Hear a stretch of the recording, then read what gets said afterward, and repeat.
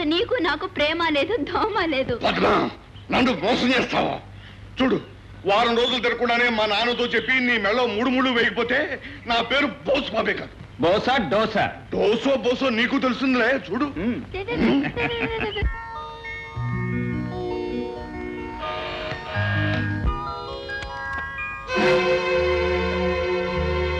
సుశీల, నువ్వా? ఏమిటి ఇప్పుడు వచ్చావు? ఏమి లేదండి, నెల్లాళ్ళుగా మీకు విషయం చెప్పాలనుకుంటున్నాను. కానీ మీరు ఎక్కడికి వెళ్ళారో ఎప్పుడు వస్తారో తెలియక బాధపడ్డాను. బిజినెస్ మీద తిరుగుతున్నాను. ఇంతకేమిటి విషయం? అనాథనైన నన్ను ఆదరించి తాళి కట్టి మీ దాన్ని చేసుకున్నారు. ఆ విషయం కొన్నాళ్ళు రహస్యంగా దాచమన్నారు. ఆ రహస్యాన్ని అయితే కడుపులో దాచుకోగలిగాను, కానీ పెరుగుతున్న ఈ బిడ్డను ఎలా దాచేది? దాచడానికి ఇందులో తప్పే ఉంది? కావచ్చు, కానీ ఈ సంగతి బయటపడితే నేనుంటున్న హాస్టల్లో భర్త ఉండి కూడా పతితని అపవాద పడాల్సి వస్తుంది.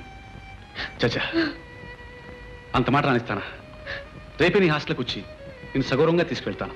చూడు, లోపల ఇన్కమ్ ట్యాక్స్ తిరుగుతుంది. త్వరగా బయలుదేరు. మీ మీద నాకు నమ్మకం ఉందండి, వెళ్ళొస్తాను. వెళ్దాం పద.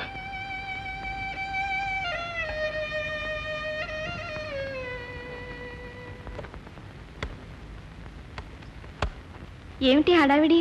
హడావుడి కాదు, అర్జెంట్. మా నాన్నగారికి సీరియస్గా ఉందని కబురు వచ్చింది. వెంటనే బయలుదేరాలి. మనం తర్వాత కలుద్దాం.